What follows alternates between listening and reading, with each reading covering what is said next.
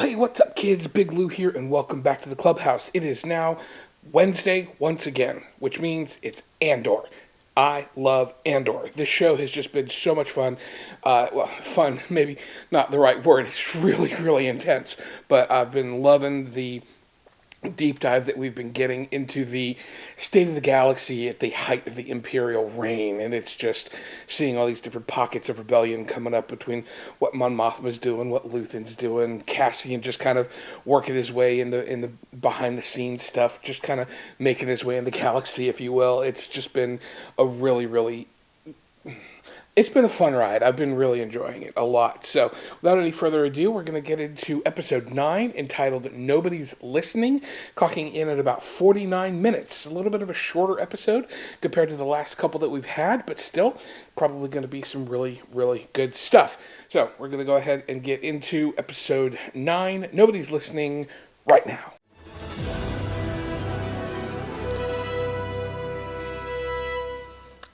All right. Oh, yeah, that's right. Deirdre and Bix are together. You pull in the net is to assume that everything you've dragged to shore is a fish. Oh. So here's what we'll do, Bix. I'll tell you everything I know to be true, and in doing so, perhaps convince you to cooperate without intervention. Failing that, we have Dr. Gorst. Oh, Dr. Gorst. As you now know, we brought in Salmon Park last night. For a man with very little actual rebellious activity on his resume, he was remarkably resistant. Well, that's the people of Ferrix. Now, this unknown woman, who recruited him to the cause, seemed less interested in generating political activity on Ferrix than she was in using your planet's unique commercial position to acquire stolen Imperial equipment. Wonder if the woman she's talking about is Clea. You're in my net, Biggs. Oh. Are you a fish or are you a thief? It's a good line. You're going to tell me absolutely everything you know about the buyer. You seem to enjoy this. The very worst thing you can do right now is bore me. Wow. That she's... You're not going to believe me anyway, are you? No. No. I suppose not. She's all yours, Dr. Gorst. Of course she is. Wow. That scene was so intense. I am. I might need some help. Be 41 shifts tomorrow. You are the next man out. You are the shortest of the short. There's nothing intrinsically physical about this process, but we've had some early trials that were a bit chaotic. Jesus, that's creepy as hell. I say was because they created such a stir that the local commanders were granted permission to use any means necessary. And, well, it's important. What does well mean? They make a sound as they die, a sort of choral, agonized pleading. Yeah, most people would. We've taken the recordings and modified them slightly. You weaponized him. Wow. Let's get on with it. What? Holy Jesus.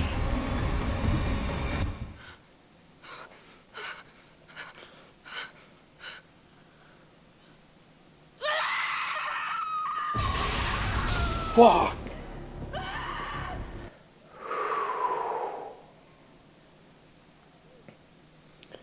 Good Lord. Oh. What are you doing, Cass? He's touching the rail. Believe me now, nothing that moves can fry you. Nice. Wow. Okay, so they're planning an escape. When was the last time you spoke with Cassian Andor? She's so good at that. The senator from Chandrila stands with those in opposition to the Emperor's new public safety legislation. Is there a more important issue facing this body? Jesus. Those of you who still believe that when we enter this building, we are in a temple. Wow. She is not making any friends. They called from the residence. Your cousin, she's arrived. Cousin? What's going on? What are they saying? I think it's level 2. Well, what's he saying? Uh-oh.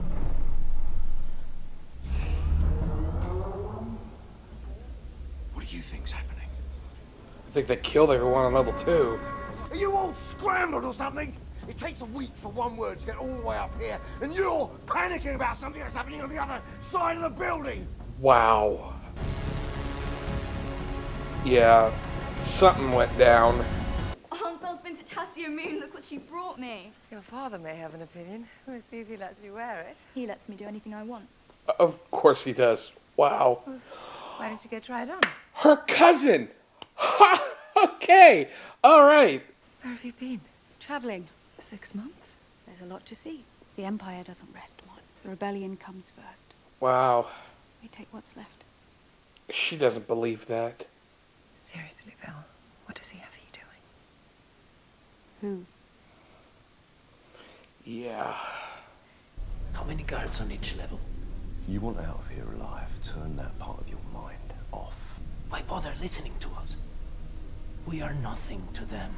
Cheaper than droids and easier to replace. There it is. How many guards on each level? He knows more than he's willing to say, which I don't blame him.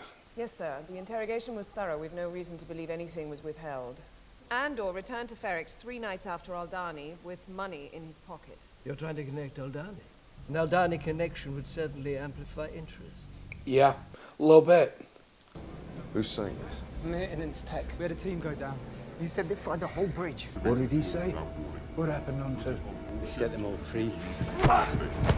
Oh! Program! Damn! The less they think we know, the better. He's not wrong. It's just another day, so let's keep our mouths shut, keep our heads down, Until we know what's going on. Wow. He's questioning everything now. Killed the entire room. Both shifts.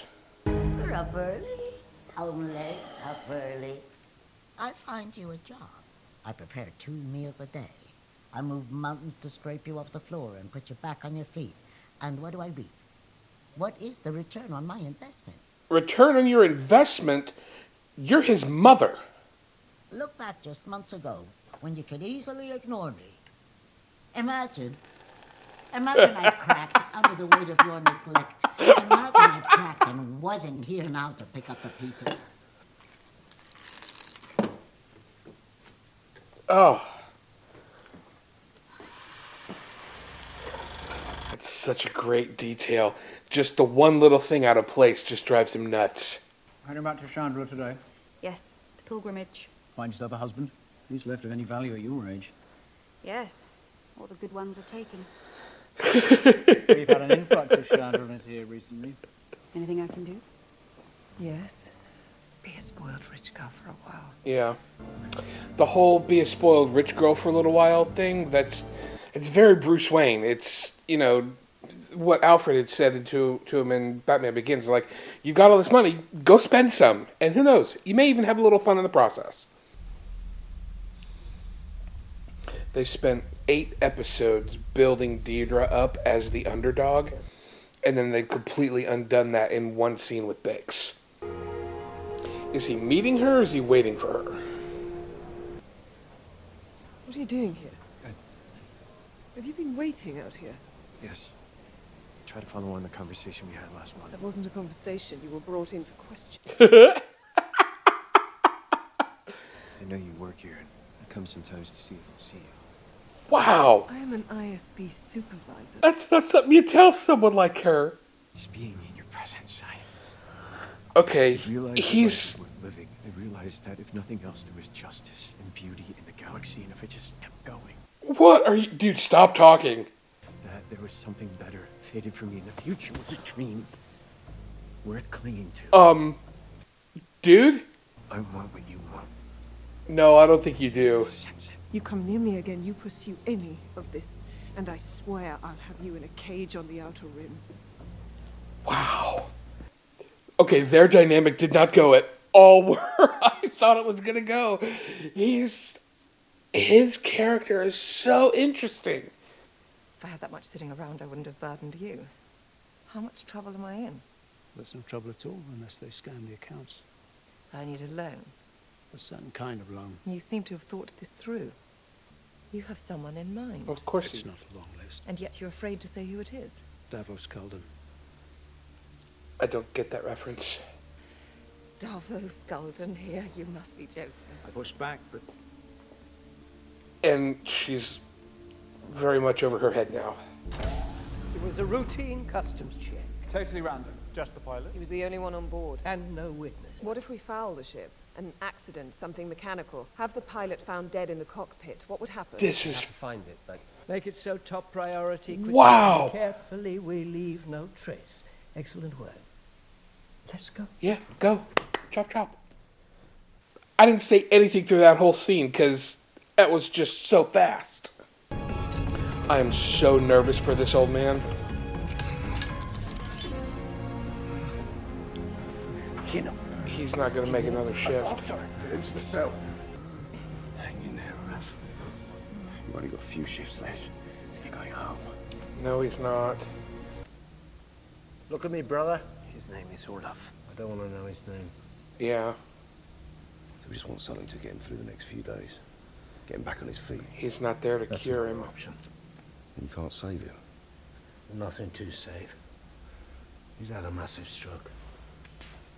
I can't help him. I can't help anyone. Oh, dude. What happened on level 2? What do you mean? Keep my men in line. What happened down on 2? Oh, now he's asking questions. A man who was just released on 4 ended up back on 2 the next day. Word got out on the floor and then they killed them all. Released? No one's getting out. Nope. They don't ever let anyone out. How many guards on each level? Never more than 12. Nice. Here we go. That's good. It's good. Okay, real quick, before we get into the discussion, I've done full reactions to all 6 episodes of the Tales of the Jedi animated shorts, so you definitely want to go and check those out because they were outstanding and a completely different vibe from what Andor is, and it's just, they were out, I love them so much, so just go check those out. I'll have a playlist linked down below and also right up here. So anyway, this episode, holy crap, just, the intensity just keeps ramping up. The whole stuff with Bix and Deirdre at the beginning, it's so freaking just... how do I want to phrase this?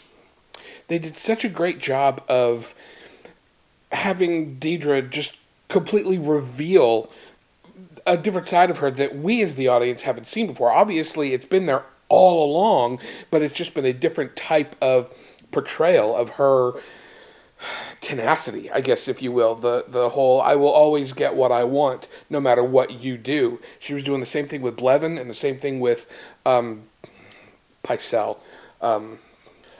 Partagaz. I did write it down. It's the actor that plays Pycelle, Maester Pycelle, in the Maester in Game of Thrones. Anyway, Partagaz. She's been playing them kind of in a completely different way than what she was doing with Bix, which was, you know, the whole, are you a fish or are you a thief?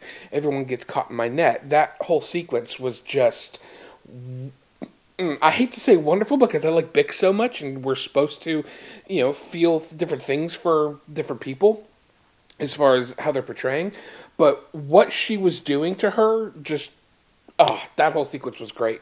It was well executed. What happened wasn't great. You guys know what I'm trying to say. Anyway, the stuff with Mon, realizing that Vel is her cousin, we knew that they had, you know, some type of relationship, or she had some type of relationship to the people on Coruscant. Everyone thought that she was Luthen's daughter from the way that he was talking, but apparently he just talks that way to people. So the fact that, you know, we get the realization that she's Mon Mothma's cousin is outstanding. I thought that was a great little twist. I didn't see that coming. And speaking of things I didn't see coming, freaking Karn, isn't that his name? Yeah, Cyril Karn. going after Deirdre like that? What the hell, dude? You're going to get dead. That was a whole twist of events that I just was like, on a list of like 10 things that he could potentially do in the show, that interaction was nowhere to be found. And then, of course, the stuff with his mom is just continuing to be awkward and obnoxious and annoying, which is exactly what it's designed to be. We could tell how he is the way he is because of who his mother was. And that whole stuff is just incredibly well executed. Now, the stuff in the prison. We all kind of knew that once you go into that system, you're not getting out. They will work you to death. And the line that he said about we're cheaper than droids and easier to replace is exactly what the counter-argument has been to the internet, going, why don't they just use droids to build that stuff? It's like, because droids take knowledgeable people to keep them in maintenance and repair. These guys are just, hey, do this, they'll train each other, and then when one dies, you just replace it. There is no shortage of prisoners that they can do. And as seen with frickin' the old guy that died, I can't remember his name, I should have written it down. Just work him to death, and then, oh hey, next shift, here's another one to take his place. It's like shark teeth. They just do the work and then go out into the ocean, and then, oh hey, here's another one to replace it. But this show is just, wow. I'm thinking that the next 2 episodes... Wait. Yeah, no, this was the second build episode. The next one, episode 10, is going to be the burn episode, the escape. And we'll get to see Cassian and... I still didn't write down Andy Serkis's name. Oh, it's Snoke. That's right. We get to see Cassian and Snoke escape with Melchi and some of the other prisoners, hopefully. But, yeah, what a great stepping stone for what's going to be a really cool conclusion to this 3-episode prison arc. And then we have the 2-episode finale. So, 3 episodes left in this show. I am loving what they are giving us. It is outstanding stuff. Let me know down in the comments what your favorite parts of this show are. What are you most looking forward to? And what do you think is going to be happening in the next season? Because we definitely know that they got season 2 in the works. I don't know if they've already started filming or not, but I can't wait. Anyway, that's going to do it for this reaction and commentary on episode 9, Nobody's Listening. Make sure that you go ahead and get subscribed so you don't miss out on all the other cool stuff that we got going on here in the Clubhouse, and I will see you next time.